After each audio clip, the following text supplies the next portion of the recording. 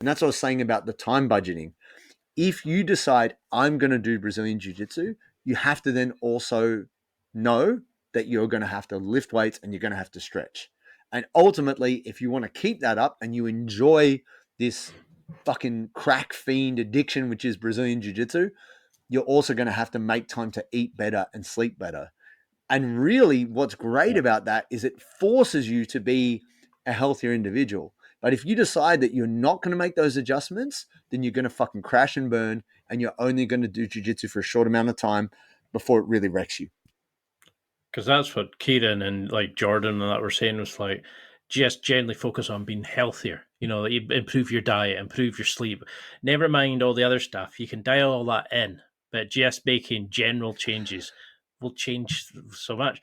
I can't believe we've been speaking for an hour. It feels like 10 minutes, honestly. So there's still so many rabbit holes to go down. I'd love to have you back on, but for people who want that change, who want to start moving better, how can we take like your amazing podcast, your app, your website, your programs? How should we start using these going forward? Like what should people do in terms of how should we work that into our jiu-jitsu training as well? Is it like half and half? Would you kind of focus on your training and set time aside for it? How can we implement it in our lives? Is probably a better way of putting it. The way we approach it is we have the 2-3-3, which is we believe people should be lifting twice a week, doing mobility 3 times a week, and training jiu-jitsu 3 times a week. Now, obviously, there's plenty of people out there doing way more, and some people doing less. That's okay.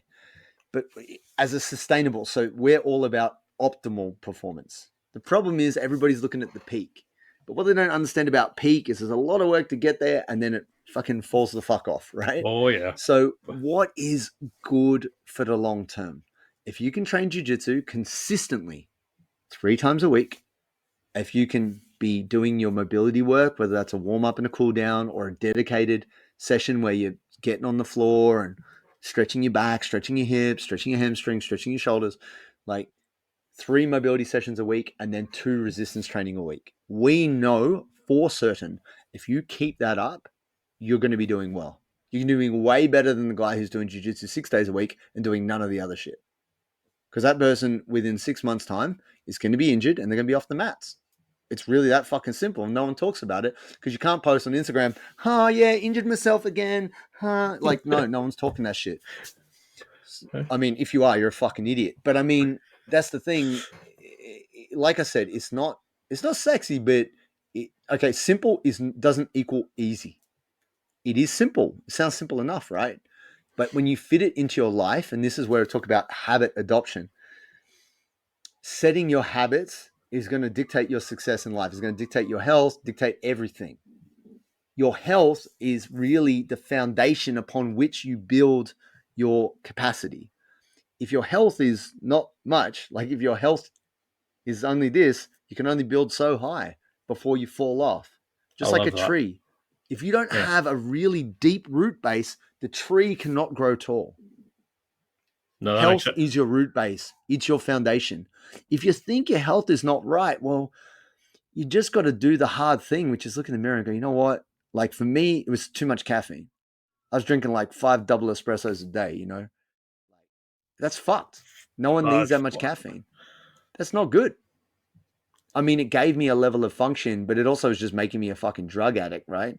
So it's just like, even though it gave me, and it would be the same with steroids, right? Sorry, just bumping the mic. It gives you this amazing function, but you're borrowing from tomorrow. Like you are taking on this debt that as soon as you're not taking those drugs, your systems are going to fail. Now, obviously, lucky for me, caffeine's not that bad, and I've cut right back. So I have days where I don't have coffee now, or I only have one, if that. And yeah, I get tired, and I'm probably not as energetic as I was before, but I know it's healthier.